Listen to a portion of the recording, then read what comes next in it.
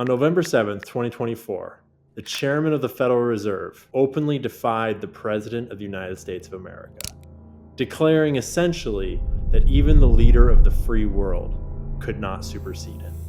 Do you believe that the president has the power to fire or demote you, and has the Fed determined the legality of a president demoting at will any of the other governors with leadership positions? Not permitted under the law. Not what? Not permitted under the law.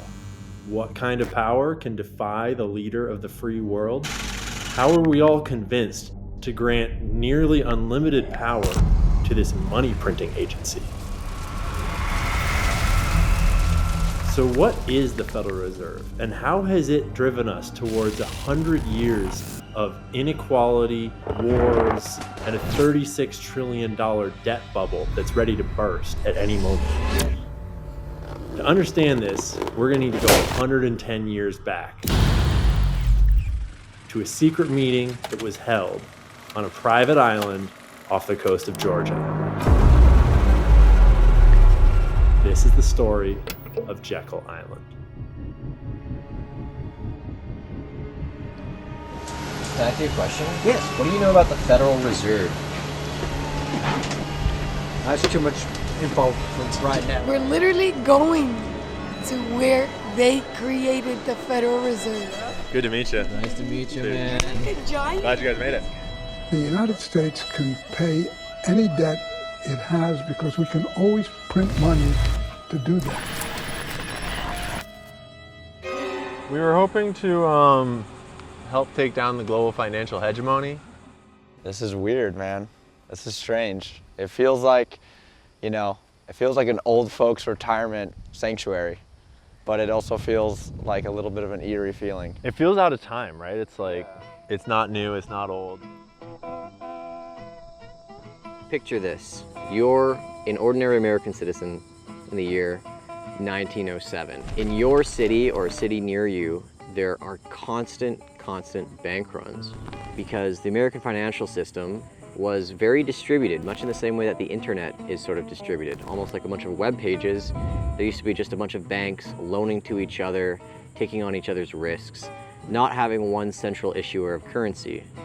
If you went from California to Florida or California to New York back in the 1800s and the 1900s, they would have a separate different currency. At one point, there were 30,000 currencies across all of the United States. That's like almost more than the amount of shitcoins in the crypto space. The first three attempts before the Federal Reserve, we had the Bank of North America, which was going to be Canada and the United States. That was the first central bank. Then we had the first Bank of the United States in Philadelphia, opposed by Thomas Jefferson, supported by Alexander Hamilton. Then we had the second U.S. bank, dissolved by Andrew Jackson. So Andrew Jackson had sufficiently kicked out the central bankers in the 1830s, and it took many decades again until they tried again to bring in a central bank to the United States. We were living within a system where people had physical gold and they would deposit that gold in banks and have paper banknotes issued in compensation for those physical gold coins. But when I hold these things, everyone my age, millennials, Gen Z, we just think of this is the money, right? Yeah. But everyone older comes from a time when this was not the money. This was a representation of the gold. This was just a placeholder for gold that was actually in a vault somewhere.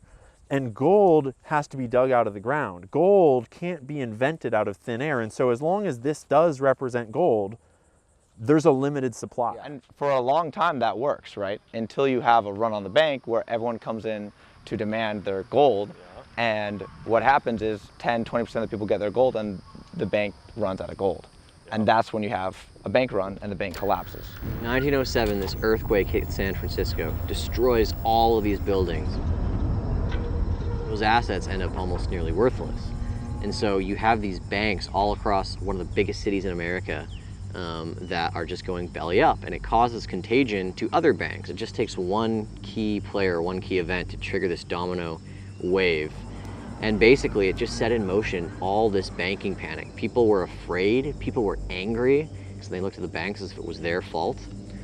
But at the same time, the gut reaction wasn't, let's give it all over to the government, because America had fought for like hundreds of years to not have one central party controlling all the banks.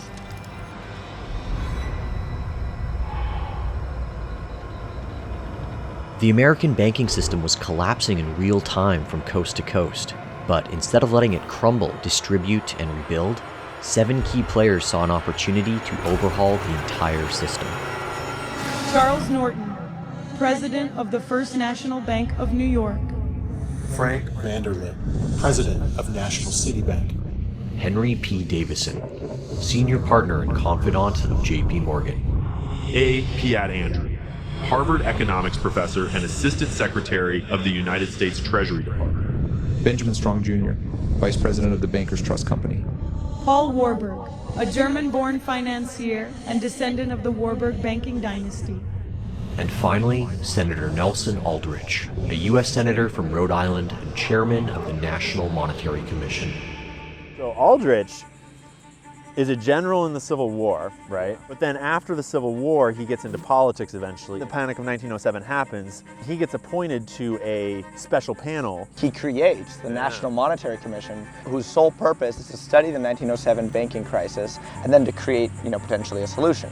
The U.S. banking system is not sufficiently centralized. There's too much risk and too many panics that, frequently cause these banks to collapse. He winds up creating this Aldrich plan, which essentially evolved directly into creating the Federal Reserve. They organized this meeting here at Jekyll Island, first in New Jersey in November of 1910. And they came here and held one of the most secret meetings of all time. The only person who knew who was involved in the meeting was J.P. Morgan, because he is the one who provided them the Federal Reserve room. And all 6 of them wanted a way to come to Jekyll Island, but without being seen together, because at the time, if any journalist found them together, it would raise some flags. Because nobody at the time wanted a central bank. And any reporter who asked, they just said, we're going down to southern Georgia for duck hunting. No big deal. Either duck hunting, getting away for the winter.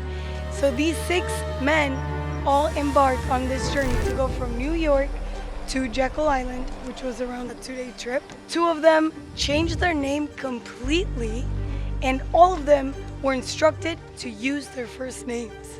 And these 6 men essentially worked together for an entire weekend.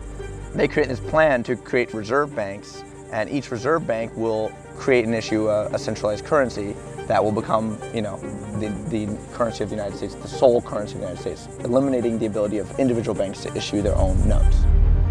The goals of the Aldrich Plan were to essentially create a central bank without calling it a central bank.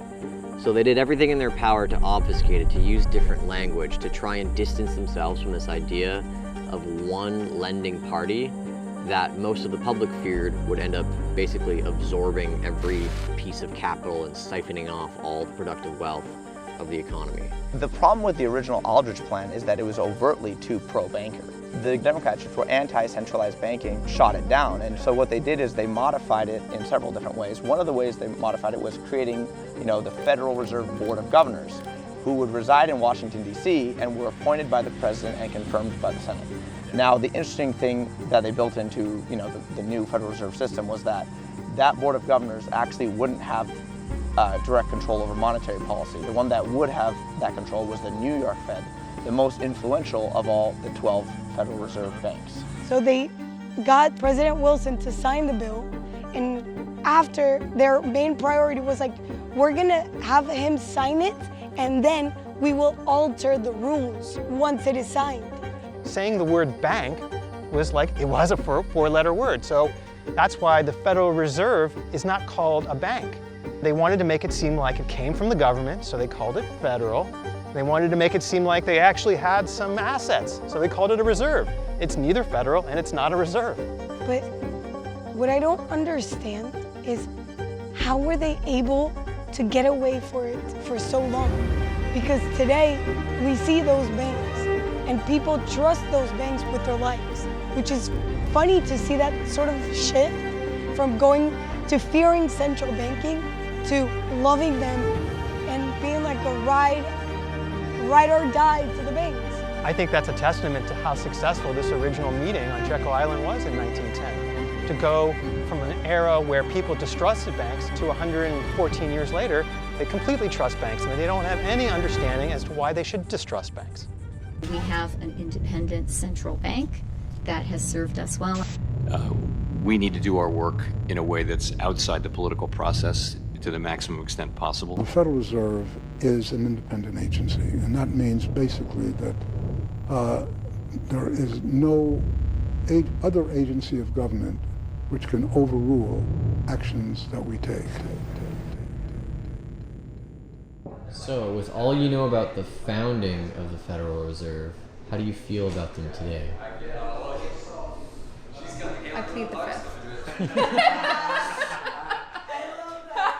The education has been complete and total, and I think if you could bring back to life the 6 members of the Jekyll Island meeting, I think they would be wildly impressed with how successful their project was 114 years later.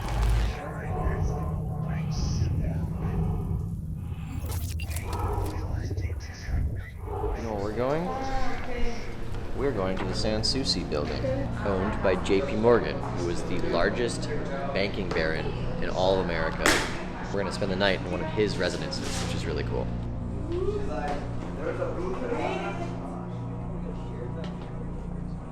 So you could have private conversations so about how you're going to enslave the world. Oh my You know, God. scheme about how to force all the other banks to buy into your bank and Hop out of the window and escape after Yeah. banging your friend's wife.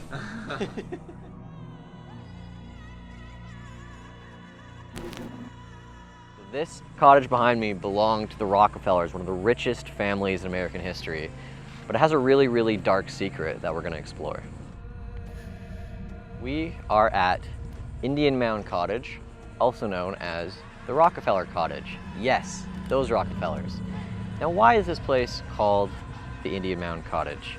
When the French first arrived here, they were greeted by a tribe of Indians called the Gwali Indians and also the Timucua Indians of this region. Those Indians, in some of the logs from the French explorers, were said to be, at times, either 6'8" to 7.5 feet tall. So they were giant, massive. And unlike a lot of other encounters, these Indians were actually really receptive to the French explorers that had come to these lands and wanted to engage in trade relations with them. The Indians start to show them some of their culture, their rituals, and things that they do. One of the nights, what happens is there's a big circle of dancing men and women, and they're cheering and they're doing a dance. One of the shamans, dressed in this garb, comes up to one of the Frenchmen and shows him this stone pillar, this altar, or perhaps a mount. A woman comes out with the body of a child, no older than 2-3 years old.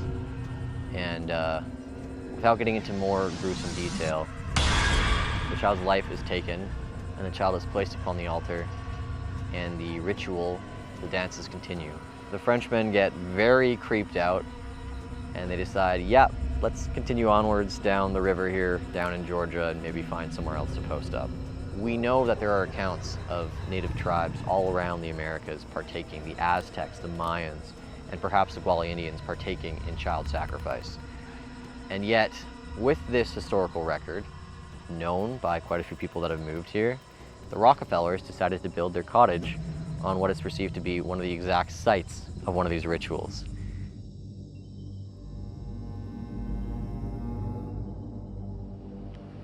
I feel, since I live on an island, I feel that being on an island, you can get away with so much.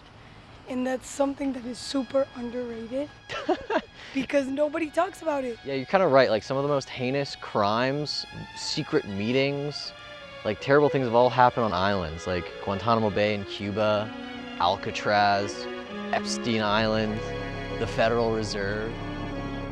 The meeting on Jekyll Island went completely unknown to the public for 5 years after it occurred, without much fanfare. One of Jekyll's secret collaborators, Frank Vanderlip, wrote an article for the Saturday Evening Post admitting to the events that had taken place. Several other participants confessed details shortly after. But by that time, the American public no longer cared. They were embroiled in the First World War, the first war funded by central bankers both from the East and the West, and the first that could foreshadow a century of war untethered from the restraints of the banking systems of the past.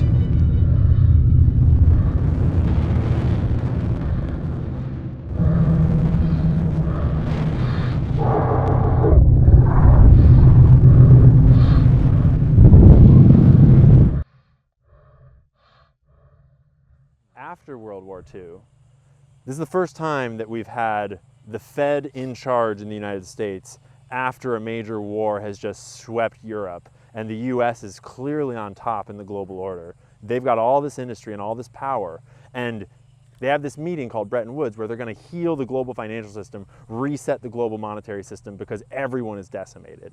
And this is where they make the dollar, the US dollar, the global reserve currency, and they set up a system by which every other country is going to be beholden to the US dollar and to the Federal Reserve System. On one hand, they'll manipulate another country with monetary policy and try to force countries to do their bidding through monetary coercion, and if they don't comply, then they have the jackals, the CIA, to come around as the muscle and to overthrow the government or to assassinate someone or to start a coup or whatever it is. And so now you've gone from the Federal Reserve taking over the United States and the United States money, and then after World War II, the whole global monetary system needs to be rebuilt, and they rebuild it in the Fed's image using the American dollar while founding the covert military force, essentially, that is going to enforce that dollar supremacy all around the world. After World War II, we see the expansion of this dollar system.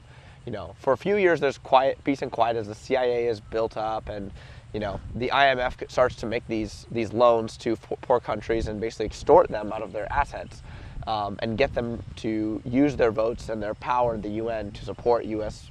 Foreign policy.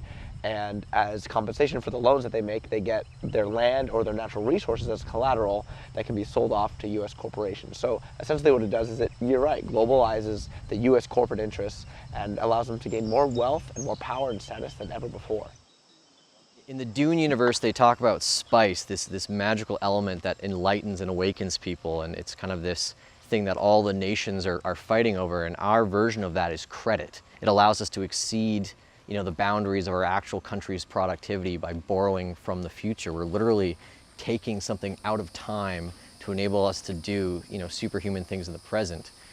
And it's just like a drug. It has all the qualities of the perfect type of addictive concoction. Oh, absolutely. Politicians, they could never ask their citizens to fund wars or other projects. Yeah. And so this is the easy way for governments to get the money without asking their citizenry. They actually take it from their citizenry in the form of inflation.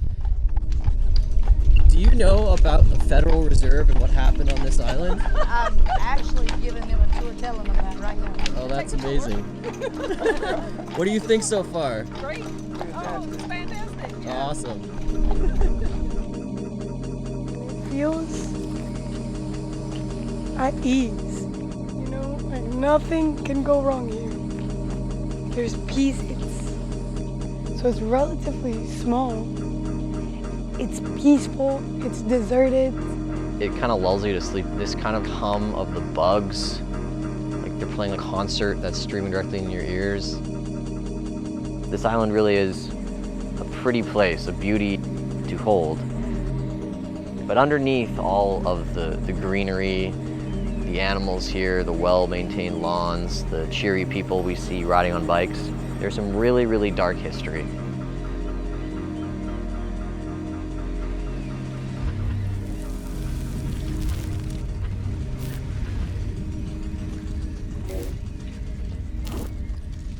Is that tax money that the Fed is spending? It's not tax money. The banks have accounts with the Fed much the same way that you have an account in a commercial bank. So to lend to a bank, we simply use the computer to mark up the size of the account that they have with the Fed. So it's much more akin, although not exactly the same, but it's much more akin to printing money than it is to borrowing. Will you tell the American people to whom you lent $2.2 trillion of their dollars? Federal Reserve's discount. Tell us who they are. No, because the reason that... And Ben Bernanke, in a statement at a Wall Street dinner, said in front of everyone, he said, we now know that the Fed was responsible for the 1930s Great Depression, and he said, "We're sorry, and we promise it won't happen again." Yeah. So he knew. And again, Ben Bernanke was a student of the Great Depression, right? His dissertation, his PhD thesis was on the Great Depression. He studied it his entire life, and he understood that the Fed was the sole, one of the sole contributors to the destruction and the loss of life and the economic catastrophe that was the Great Depression.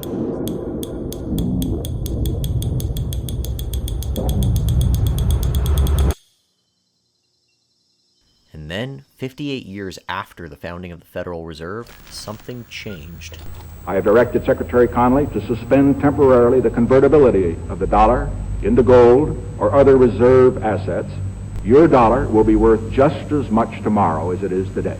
Spoiler alert, it wasn't temporary.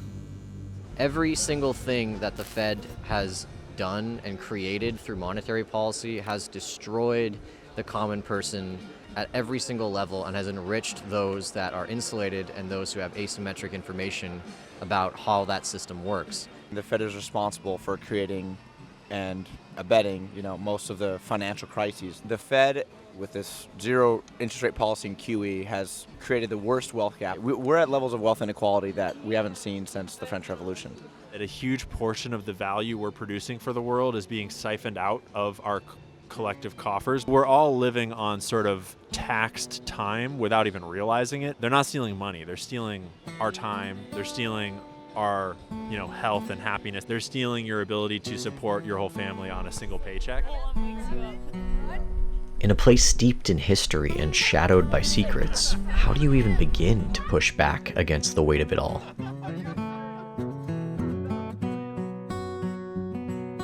Jekyll Island, where they plot the scheme, those powers hidden, pulling at the seams.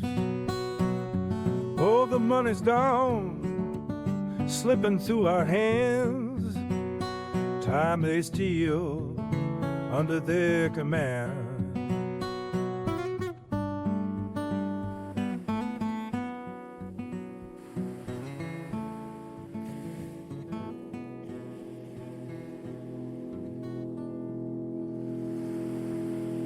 The actions of the Fed affect everything, down to the mental health and the stability of families. This can be seen in graphs and rates of suicide and depression among young men who have been unable to find work, right? Largely because of the boom-bust cycles the Fed has created. In my family, after 2008, my brother, who was in real estate, who was a broker, lost his business and basically spent a decade hopping between jobs, surfing on couches, living at home, battling with depression, battling with nihilism. And he was unable to get ahead in life and build a business and build back credit because of the debt and the over-speculation that had ruined him, that had popped and completely ruined his financial future. And seeing him completely destroyed by that was very painful for me growing up. He was my next oldest brother. He was the person I was closest to and a person I admired. And seeing him hurt by that and just be hopeless and not know what to do was very difficult. Because what the Fed does is insidious. They're not overtly marching into a town and destroying some jobs, or overtly stealing somebody's money, or overtly closing a bank account. But their actions and the side effects of those actions, of the 0% interest rates and the boom and bust cycles, destroy much of the real economy. Post-2008, the economy changed. We allowed the banks to live, and the small business owners and the entrepreneurs to get crushed. And that wealth effectively evaporated from their hands and was transferred to the wealthy. The Fed robs us through the boom and bust cycles that they create, and they socialize the losses by running QE and inflating the debt away. And every time that debt is used to bail out the wealthy and the connected and the powerful, over and over and over again. You know, there's a lot of focus on New York billionaires these days, but my favorite one is not running. Compromise is not a bad word. Compromise is what democracy is all about. That you get most of the people get a good percentage of what they want. A handful of people on the two sigmas out get almost nothing, and then that's the way we come together and move. Their vain attempt to kill the credit cycle has created this financial gravity that's trapped the federal government, as well as most private citizens, in a debt trap, in the singularity, and it's crushing. You know, if you're in debt, especially student loan debt, you can't discharge that via bankruptcy. You're trapped for life. Jefferson once said, right, there are two ways to enslave a nation, by the sword or by debt. And the Fed succeeded in doing it through debt.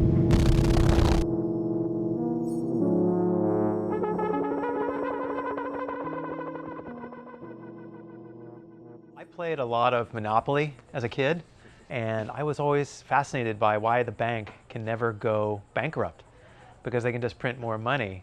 So here we are at the birthplace of the American version of the bank that can't go bankrupt and can print more money for any reason. Because the moment that you tokenize, dollarize the exchange of my life's value for your life's value, that opens it up to greed, to manipulation, and to bad actors. They keep you so tired and so busy that you don't even want to question anything. They bombard you with a 9-to-5 job. They make both the mom and the dad work. They make your children go to school and be raised by the system. And they hide it as though it's the government. They hide it as though it's the US government, but the actual empire is the wealthy bankers on top. The way you make money in today's world is by sinning, right?